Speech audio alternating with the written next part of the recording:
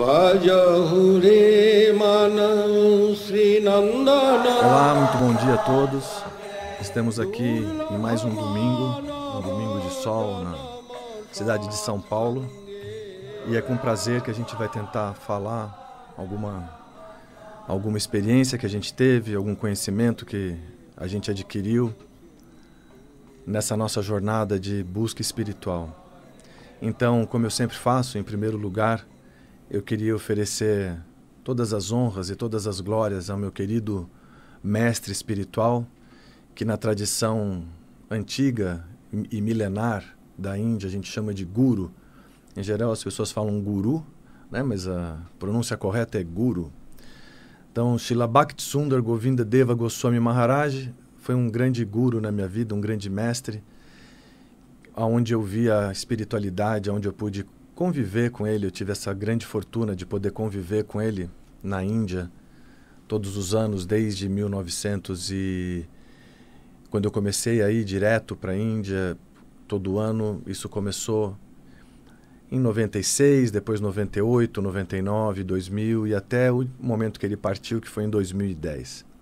Então, todas as glórias a Srila Govinda Maharaj, todas as glórias aos santos Vaishnavas, aos grandes santos que habitam o planeta Terra já há milhões de anos. Porque, de acordo com o que a gente aprendeu com as escrituras antigas da Índia,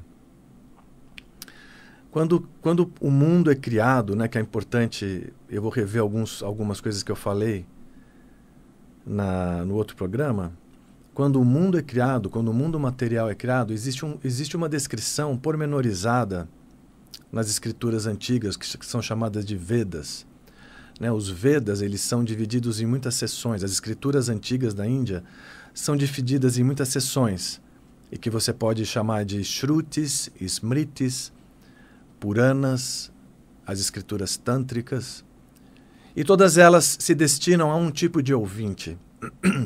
Então, nos Vedas, a gente sabe que, de alguma forma, esse mundo ele expande do corpo de Vishnu. Né? Quem é Vishnu? Vishnu é a suprema personalidade de Deus. Então, os Vedas eles determinam todo o processo de criação. O que é interessante colocar aqui, porque as pessoas às vezes disputam a idade das suas escrituras. Né? Eu estava vendo algumas entrevistas com judeus e você vê algumas entrevistas com cristãos. Nas entrevistas é perguntado, mas me diz uma coisa, como é que você acredita nisso? Não, porque está nas minhas escrituras, e minhas escrituras elas têm 2.000 anos, 5.000 anos. Mas é dito nos Vedas que desde que o mundo material é criado, desde que Vishnu cria o mundo material, ele também cria a condição da alma que veio habitar esse plano material. Deus, Vishnu, ou Krishna, como a gente chama, ele também cria condições da alma saber todos os pormenores da existência dela, que é chamado em sânscrito de Sambandha Gyana. Quem sou eu? Quem é Deus? O que significa esse mundo material? O que eu vim fazer aqui? Por que eu sofro nesse mundo? Por que existe esse mundo? Por que eu existo, né? Será que as pessoas não questionam isso, né? Por que eu existo? Por que eu tenho consciência da minha existência? Então, é dito que Vishnu... eu não vou explicar todos os detalhes, porque ele é muito complexo, né? É uma passagem um pouco extensa das escrituras, mas, de alguma forma, ele deitado no oceano, que é chamado de oceano causal, dos poros dele, da respiração dele, todo o mundo material é criado. E esse mundo material, cada universo, e são infinitos universos. A gente está lidando com o plano infinito, a gente está lidando com o que é inconcebível, o que para Deus é concebível, para a alma infinitesimal é inconcebível. Não dá para a gente analisar com o nosso intelecto limitado todo o processo de criação material. E nós, como almas, nós resolvemos descender e habitar o plano da matéria. A matéria ela é feita de 8 elementos, de acordo ao Bhagavad Gita, a escritura sagrada chamada Srimad Bhagavad Gita, onde Krishna, a suprema personalidade de Deus, ensina e educa seu discípulo e amigo Arjuna. Então, terra, água, fogo, ar espaço ou éter, como eles costumam traduzir, mas éter significa espaço, mente, inteligência e ahankara, que significa ego. O que é o ahankara? O ahankara é uma substância material que faz com que você se identifique com o corpo como sendo o eu. Então, o processo primário das escrituras, o processo primário de toda educação espiritual é você entender: não sou um corpo material. Estamos vivendo num corpo material. Estamos vivendo num veículo material. Mas o ahankara, esse elemento material, ele faz com que a gente tenha plena identificação de que somos um corpo material. E, naturalmente, como consequência disso, existe o medo. Por que medo? Porque uma vez que eu me identifico com algo mortal, eu passo a ter medo de morrer. O único medo existente, gente, não existe medo que não seja medo da morte. Todo medo, ele é derivado do medo da morte. Porque, eu vou ter medo de ter fome, mas eu tenho medo de ter fome e não ter alimento porque eu vou morrer se eu não tenho alimento. Eu tenho medo de não ter abrigo porque não tendo abrigo eu não vou me proteger e por isso eu tenho medo de morrer. Mas esse medo, ele é um medo inerente, ele é um medo, ou não inerente, mas ele é um medo que pertence à alma condicionada num corpo material. Então, o processo de iluminação espiritual dado pelos Vedas, pelos grandes santos, quem são esses grandes santos que de forma mais intensa e mais extensa também, eles nasceram na Índia, na terra de Bharata. Mas pessoa santa é pessoa santa em qualquer lugar. Ela pode ter nascido na China, no Japão, na África, no Brasil, nos Estados Unidos. Não, uma pessoa que é iluminada significa que ela gradualmente compreendeu que ela não é um corpo material, que ela é uma alma plena de bem-aventurança, ela é uma alma plena de conhecimento e ela não morre. As passagens do Bhagavad Gita, que é a educação básica, é claro, no Bhagavad Gita, nessa escritura antiga e milenar, ele dá todo o conhecimento possível que você precisa para sair da ignorância do mundo material, do sofrimento material. E não adianta você falar que tal coisa que você faça, você vai ter isso e aquilo. Qualquer processo espiritual, qualquer processo que você tenha, ouvindo na rádio, ouvindo das escrituras, ouvindo de qualquer pessoa que não promove a sua imortalidade, é um processo enganoso. E nós rejeitamos como sendo um processo fiel, descendente do plano espiritual. Se o processo que você segue é uma acomodação no plano material, então não é um processo espiritual verdadeiro. Ele é um processo material. Tenha não sei o quê, faça isso para obter aquilo, obtenha paz com esse tipo de atividade. Não existe isso. A paz ela é alcançada quando você profundamente realizou que você é uma alma espiritual eterna, plena de bem-aventurança e conhecimento. E quando você entende, pela graça de um mestre espiritual verdadeiro, que você tem uma relação profunda com Deus. Profunda, mas não profunda mesmo, profunda. A pessoa que mais conhece você na sua existência é Krishna. Eu já citei esse verso, eu vou voltar a citar, porque uma das coisas que a gente faz é repetir, porque a gente está tão entorpecido nesse mundo material, entorpecido com novas aquisições materiais, com novas técnicas de rejuvenescimento, com várias técnicas absurdas que querem prolongar o sofrimento no plano material e não definitivamente extinguir sua existência no plano material. Então, Krishna fala no Bhagavad Gita, Suridam Sarvabhutanam, eu sou o melhor amigo seu, Arjuna. De alguma forma você esqueceu disso. De alguma forma você está entorpecido com a matéria, catando migalhas nesse mundo material, catando caco de vidros, prazeres sórdidos, fugazes, e esqueceu que eu sou a fonte de toda a bem-aventurança que você procura. Eu sou a fonte de todo amor que você procura.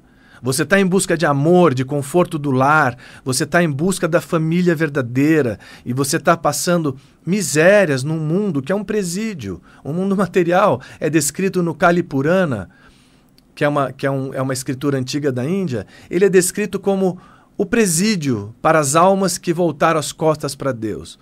Ou seja, não tem céu nesse mundo. Aqui você pode ter no presídio uma cela com visão para o parque, mas é só isso que você consegue. Você não saiu do presídio, você ainda está preso num corpo material de 8 elementos e destinado à morte. E o sofrimento brutal do envelhecimento, da doença, e depois de se separar de todos os seus entes queridos, todos os projetos que você fez, os grandes projetos de ser um grande milionário, um grande isso, um grande aquilo, vão ser terminados com a morte. Ah, mas Trivikrama Swami, o senhor é muito pessimista. Não, eu não sou pessimista. Na verdade, eu sou realista. As escrituras, elas tocam nesses pontos para que a gente desperte. Dividyago, Gaurachanda Bole, Kotanidra Gaumaya Pisatira Kole. Despertem dessa ilusão, do sonho do Matrix. Arrumem alguma forma, tenham conexão com algum santo verdadeiro que vai promover a sua elevação espiritual gradual, que não é barata, não é brincadeira de criança. As pessoas vendem tanto lixo de tantas formas, dizendo faça isso, mas significa lucro. Ponha dinheiro no meu bolso, comprando esta coisinha que vai deixar seu coração feliz. Isso não existe.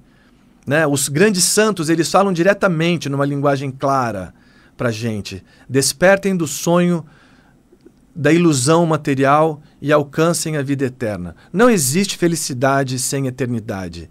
Shrinvantu Vishwe Amritasya Putra. Né? Acordem, almas. Saiam dessa ilusão do mundo da morte.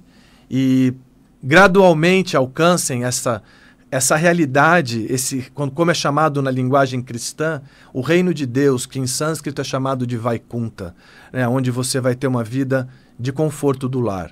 Aqui nunca vai existir o conforto do lar. No mundo da morte não existe conforto do lar. Então nós vamos abrir para perguntas, né? Nós queremos saber dos ouvintes, né? Hoje eu estou falando algo um pouco mais duro, um pouco mais enfático sobre a necessidade da nossa jornada espiritual. Mas enquanto a gente abre para os ouvintes fazerem as ligações, nossos telefones aqui da rádio 11 31710221, repetindo 11 31710221 ou 11 3262 4490, 11 3262 4490. Quem tiver perguntas e quiser algum esclarecimento, eu estou aqui. Parece que já tem alguém na linha. Bom dia. Caiu a linha. Bom, vamos esperar a próxima ligação.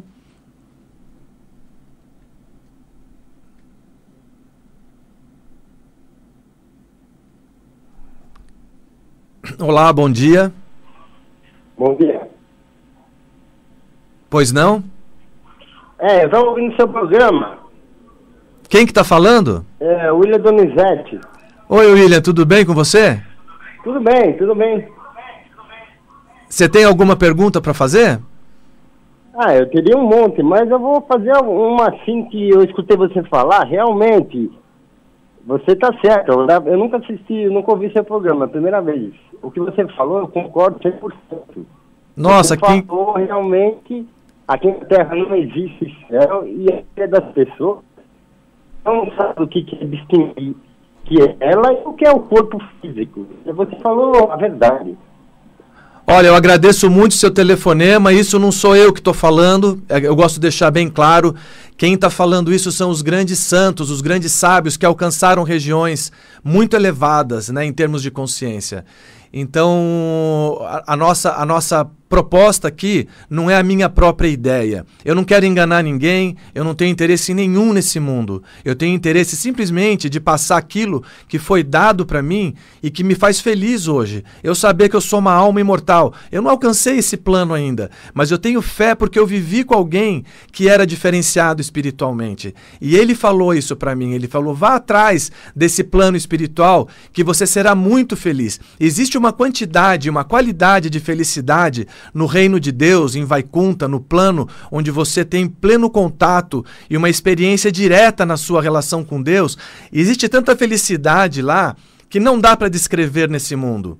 As pessoas estão buscando migalhas aqui. Então o meu chamado aqui na rádio, a minha voz aqui na rádio, não é para fazer... eu não quero blá blá blá, perda de tempo, eu não tenho tempo para perder. Eu tenho 53 anos de idade e a gente não sabe quando que a gente vai embora. A qualquer momento, num infarte, num acidente de carro, a gente passou para outra dimensão e depois vamos ter que renascer milhões de vidas em ignorância, sempre que a gente estiver procurando por habitar a matéria. Aqui é apenas um acampamento. Estamos de passagem nesse plano. Então os santos antigos e os santos novos agora, da nossa era mesmo, porque existem santos ainda, eles urgem a gente, eles estão chamando a gente para que a gente realmente vá atrás da realidade espiritual. E o que eu peço para todos os ouvintes, né, que as pessoas que de coração sincero, sejam sinceros na sua busca e farejem a enganação. Quando as pessoas de qualquer lugar, de qualquer escritura, de qualquer religião, de qualquer seção da sociedade, mesmo programas de rádio, começarem a vender coisas para vocês como, que não promovam a sua relação direta com Deus e a sua emancipação espiritual, fujam, né? Não ouçam. Isso é pura enganação. Não estamos aqui para enganar, estamos aqui para compartilhar, que é a palavra do momento, compartilhar por todos os veículos de comunicação possíveis esse conhecimento lindo. Olha só no Gita o que fala. A alma não nasce nem morre, capítulo 2, verso 20. A alma não nasce nem morre. Ela não foi nem será criada, pois é não nascida e eterna. É sempre jovem e ainda assim antiga. Não é destruída quanto o corpo é destruído. Então essa é a verdade do Bhagavad Gita. Mais outro verso? Tenho muitos versos para falar da alma. É dito que a alma é indivisível e não pode ser queimada, molhada ou seca. Ela é eterna, alcança todos os planos e mesmo assim permanece imutável, imóvel e sempre presente. Ou seja, a alma é uma partícula divina. Ah, tem mais um telefonema. Vamos ali. Bom dia. Bom dia. Quem está falando? Aqui é Márcia de Parelheiros. Oi, Márcia, tudo bom com você? Tudo bem. Então, eu gostaria de, primeiramente, fazer uma observação e pedir a sua opinião. Você que é um estudioso, espiritualista, você concorda que as escrituras, as chamadas escrituras sagradas, são cheias de adulterações? Você concorda? Desculpa, eu não ouvi. Você pode falar um pouco mais alto que está ruim para eu ouvir. Você concorda que as chamadas escrituras sagradas estão cheias de adulterações? Olha, eu concordo em parte, porque algumas escrituras, de uma cesta com maçãs, talvez algumas estejam podres, mas nem todas. Então eu tive a fortuna de encontrar escrituras que não foram adulteradas. E eu tive a fortuna na minha vida de encontrar um santo completamente honesto, 100% honesto, e ele afirmou isso para mim. E um santo, uma personalidade divina mesmo que eu encontrei nessa vida, que a vida dele era a própria personificação do que as escrituras dizem. Então isso aumentou muito a minha fé. E às vezes, se existiu alguma adulteração, no caso do Bhagavad Gita, por exemplo, ele é escrito exatamente como há 5.000 anos atrás, Krishna falou para Arjuna. Não existiu nenhuma transformação no Bhagavad Gita, né? E todas as informações que Krishna deu no Gita, elas são para promover Arjuna para o plano espiritual. Não existe nenhum comércio, nenhuma forma de barganha onde Krishna tem algum interesse espúrio em Arjuna. Na verdade, Arjuna era um iluminado, mas ele serviu no papel de uma pessoa que está em ignorância para poder ser iluminado por Krishna. Então, com certeza, você tem adulteração e as escrituras se perdem. Porém, Krishna fala no Bhagavad Gita, Jadadhyadahi dharmasya glanir bhavati bharata abhyutanam adharmasya tadatmanam srijamyaham. Eu descendo de tempos em tempos para reviver essas escrituras que foram perdidas com o tempo. Então não perca sua fé, seja sincera e procure pela verdade, que essa verdade vai manifestar no seu coração e os caminhos serão abertos. A falta de sinceridade é o nosso maior problema. E esse é o maior obstáculo da nossa vida, é a nossa falta de sinceridade pela busca verdadeira espiritual. Não queremos enganação, não vamos querer nada mais, nada menos do que é verdadeiro, do que vem de Deus, do que vem da mensagem divina, do plano divino, Shabda Brahma, né? O som divino que descende do plano divino e que vem para iluminar a gente, para que a gente saia do plano da mortalidade e tenha uma vida bem-aventurada com Deus. Tem mais um telefonema? Olá, bom dia. Bom dia. Pois não, quem está falando? Nilde. Oi, Nilde, tudo bom? Tudo bem, Swami? Tudo bem, eu fico feliz de ouvir sua voz aqui nesse domingão de sol. Obrigada, eu também. Swami, assim, o senhor está falando, estou ouvindo a palestra do senhor aqui, a comunicação. O senhor diz que Krishna é a personalidade de Deus. Exatamente. Na visão do senhor, o que é Deus? O senhor poderia me explicar? Olha, não é na minha visão. Eu tenho a visão do meu guru e das escrituras sagradas. Na verdade, você tem a verdade absoluta, porque Deus é tudo. Então você tem que pensar o seguinte: Deus, ele se manifesta de diferentes maneiras em diferentes potências. Não tem nada que fuja da jurisdição de Deus. Tudo é energia de Deus. Ele é o energético e existem suas energias. Por exemplo, a energia material é chamada em sânscrito de Maya Shakti. Né? A Jiva, a alma espiritual, na terminologia sânscrita, é chamada de Tatastha Shakti. Shakti significa potência. A alma, ela é uma potência divina, uma centelha divina que é potência do Deus Supremo. E ele é Bhagavan. Ele é a fonte de tudo. E isso, tem um verso nas escrituras que dizem: Isvara Parama Krishna Sachitananda Vigraha Nadiradir Govinda Sarva Karana Karana. Krishna, ele é a causa de tudo, ele é a causa de toda a existência, ele é a causa de todas as potências, ele é o controlador supremo de todo o universo. E ele também se manifesta como o nada. Existe uma região do universo infinito que é chamado de Nirakar, Nirvishesha, que é o zero. Né? Você tem o zero, você tem o negativo, que é o plano da energia material de Deus, e que por isso é divina também, e você tem o plano divino, positivo, que está além dessa região da não diferenciação. Existe uma região onde a alma não consegue diferenciar a unidade dela como uma centelha individual. Ela não consegue diferenciar. Porém, pela graça de Vishnu, pela graça de Krishna, você começa a se perceber como um indivíduo, como uma alma de existência individual. Primeiro você tem essa percepção, né? Não primeiro, mas você pode ter essa percepção tanto no mundo da matéria, quanto no mundo que é chamado de Vaikunta, onde você tem essa percepção, mas não num corpo material, mas numa forma eternamente espiritual, que se relaciona com a pessoa de Deus eternamente, numa relação amorosa, afetuosa e familiar. Esse é o veredito das escrituras sagradas.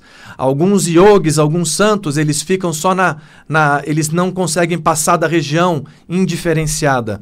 Porém, alguns investigadores da verdade, eles alcançaram a região positiva, diferenciada, onde a alma é um indivíduo espiritual pleno de bem-aventurança eterno, pleno de conhecimento e que tem uma relação amorosa com Deus.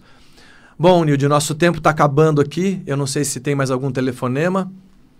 Então, é basicamente isso. Eu não tenho, né? Aqui são 25 minutos, a gente tem que falar correndo para poder satisfazer todos os ouvintes que têm suas dúvidas. E minha resposta para você é basicamente essa, né? Deus, ele inclui tudo, todas as energias, tudo que existe no universo infinito, você pode dizer, isso é Deus. E ele se manifesta de diferentes formas. Né? Nas escrituras antigas é dito que ele se manifesta como Paramatma, né? A suprema personalidade de Deus no coração de cada entidade viva, como o melhor dos amigos. Ele se manifesta como Brahman, que é a região não diferenciada, onde você não tem diferenciação individual, tudo é um. E ele se manifesta como a pessoa suprema. Não se esqueça, tudo é pessoal. Né? Como que o pessoal e que o individual e a variedade surgiu do não pessoal? Isso é falta de lógica, é falta de ciência espiritual. Então, um bom dia a todos. Aqui estamos terminando nosso programa na rádio. E é isso aí. Daqui domingo sim, domingo não, né, que é dia 31, estarei aqui com vocês de volta. Um bom dia.